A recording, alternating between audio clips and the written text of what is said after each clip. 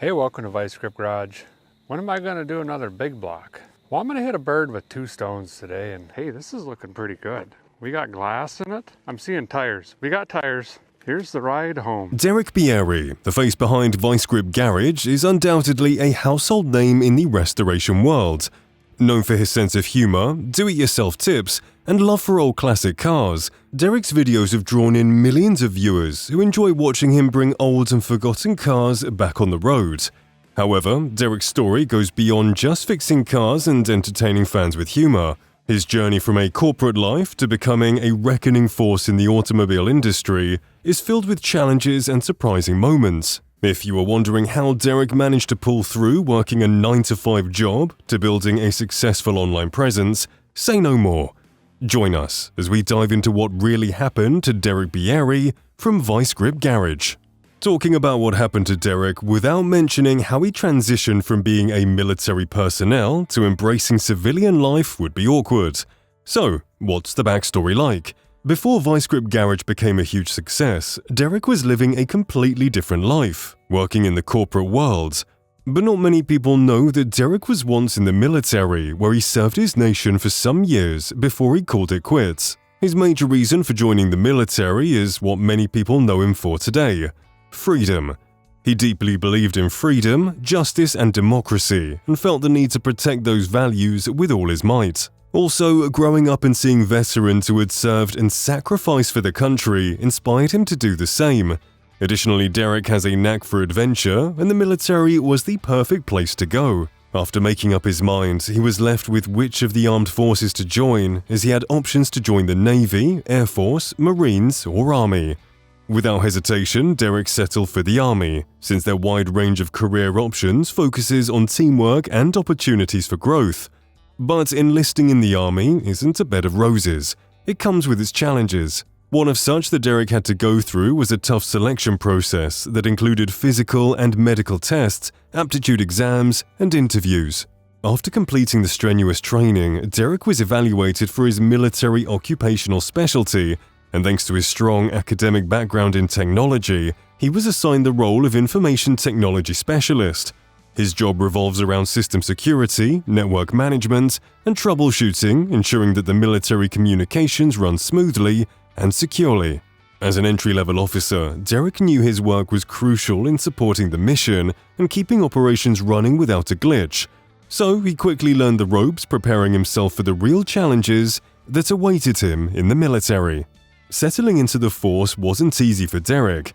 The long work hours and time spent away from the family were all hard to get used to, but Derek pulled through. He served for some time before deciding to embrace civilian life, and with that came its own set of struggles. For someone who was used to being organized, transitioning back to a civilian life might be arduous. However, Derek used his military expertise to scale through his struggles. His leadership experience, discipline, and problem-solving skills were valuable in many professional roles, so it wasn't hard for him to get a job in the private sector. With his vast experience as an IT officer, he wasn't just employed as a casual worker. He held C-level positions, which presented him with opportunities to run businesses and handle major responsibilities.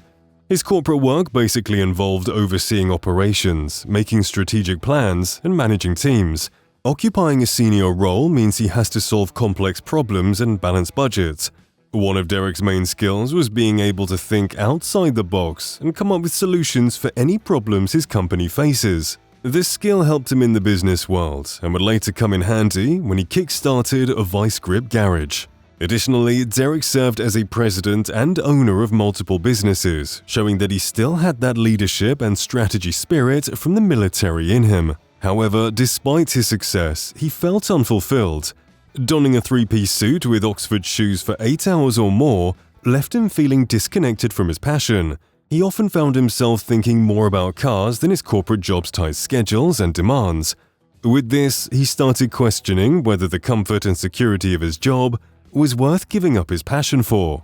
Over time, Derek realized he wanted more than just waking up as early as 5 a.m. to avoid queries. He craved freedom, the satisfaction of creating something with his own hands, and sharing the joyful experience with others. Of course, Derek knew that leaving behind the stability of a high-level corporate job wouldn't be an easy choice. He knew it meant stepping away from a world where he was successful and respected. But he was determined, believing that his passion for cars could lead to something even greater than what his job gives him. With that, he decided to trade his suit and tie in for a coverall and wrench, ready to start a whole new chapter in life. His bold decision, combined with his love for car restoration, led to the creation of Vice Grip Garage. Derek's journey to starting Vice Grip Garage began with his childhood passion for classic cars and desire to share it with others. The early days of Vice Grip Garage were anything but easy. Starting from scratch meant working long hours, as he was doing in his previous corporate job, balancing finances and facing lots of uncertainty with his audience. But he started anyway. He began with the most basic equipment and minimal resources. In fact, his first video was filmed using a broken iPhone taped to a side of his small garage door, and without prior knowledge in video production, he had to learn on the go. This meant Derek spends long hours on not just restorations, but also in figuring out how to record and edit videos for his audience. Despite the tedious tasks, his passion kept him going. Balancing his newly found job with family demands was a struggle. Derek and his wife Jessica, who also worked a full-time job, spent most of their evenings filming. Being human, there were times when he doubted if all his hard work would pay off, but his wife's support and belief in his dreams kept him motivated. His corporate job experience also came in handy for him as he started to build his YouTube channel. He knew to organize, plan strategically, and make important decisions that helped grow his channel. His first set of videos featured him working on old, forgotten cars that were not high-end cars seen in other TV shows, but everyday classics that people could relate to. Derek's honest and unique approach to restoration set him apart from others in the field. While other restorers mostly show the positive side of their restorations, Derek, on the other hand, wasn't afraid to show the messy side of his work. And the moment things don't go as planned, he comes up with a creative solution to combat the problem. As more videos were posted, Vice Grip Garage started to build a following thanks to Derek's sense of humor and budget-friendly ways of fixing cars. Instead of using expensive spare parts, he settles for the affordable parts, ultimately making his content relatable to both gearheads and laymen. Another important factor that sets Derek apart from others is his way of making viewers feel like they're learning from a friend. He starts all his videos with a funny warning. "I'm an idiot. Do what I do at your own risk. Don't take my advice unless you're truly desperate."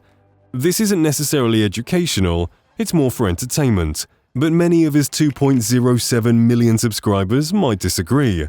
They enjoy watching him take cars that hadn't been on the road for years and breathing life back into them using basic tools and a lot of passion. You see, transitioning from a high-paying corporate job to being a full-time YouTuber isn't as easy as what many say, but it was a move Derek never regretted.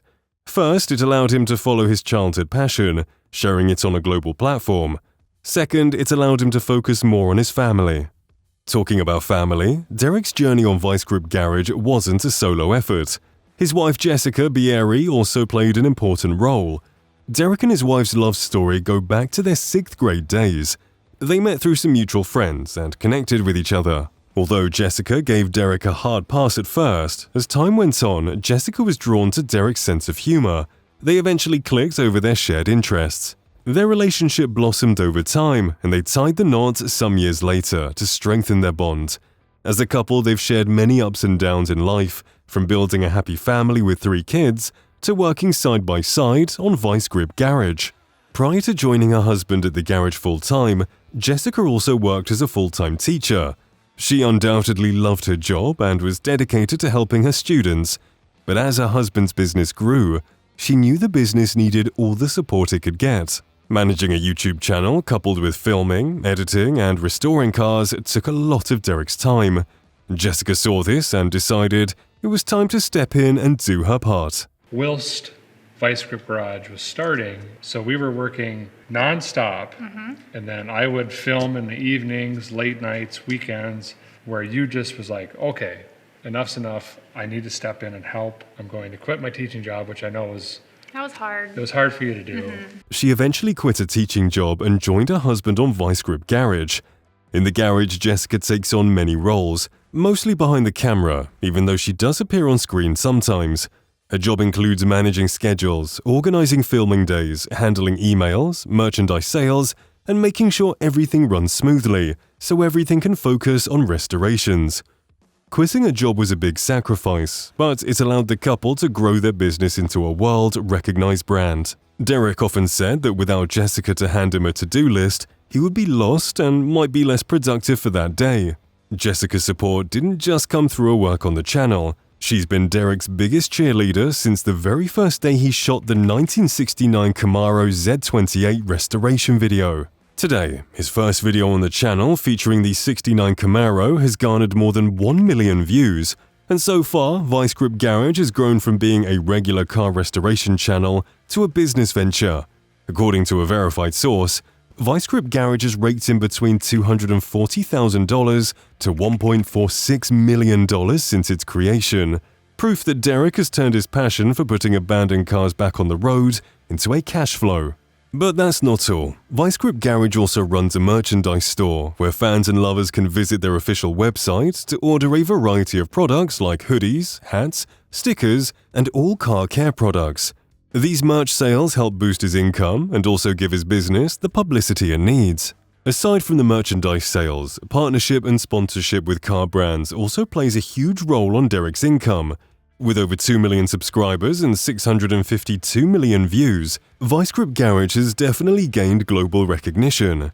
His partnership with car brands and other auto restorers includes paid promotions, adding to his already fat bank account. And just like he did on YouTube, Derek channeled his efforts to other social media platforms like Facebook, Instagram, and TikTok to maximize profits and also connect with his fans. As a car collector, Derek's garage boasts over 300 classic vehicles, some of which he drives and some he preserves due to their sentimental value. But one major source of income for him is car flipping. He restores the classic car without breaking the bank and sells it at an affordable rate to his audiences. This doesn't just bring in money for him, but also helps him showcase his restoration skills, bringing abandoned cars back to life. Additionally, Derek, being a fan favorite, attends car shows, public events, and fan meetups, where he links up with his audience in real time. These events allow him to meet up with like-minded people and promote his brand, ultimately boosting his income through merchandise sales and paid speaking sessions. All his income streams allegedly generate more than $500,000 per annum, showcasing how Derek successfully transitioned from a 9-to-5 job to being a YouTube sensation. Even though the success story began with Vice Grip Garage, it doesn't end there. Running a popular YouTube channel doesn't just fetch Derek money, it's also opened up numerous opportunities for him.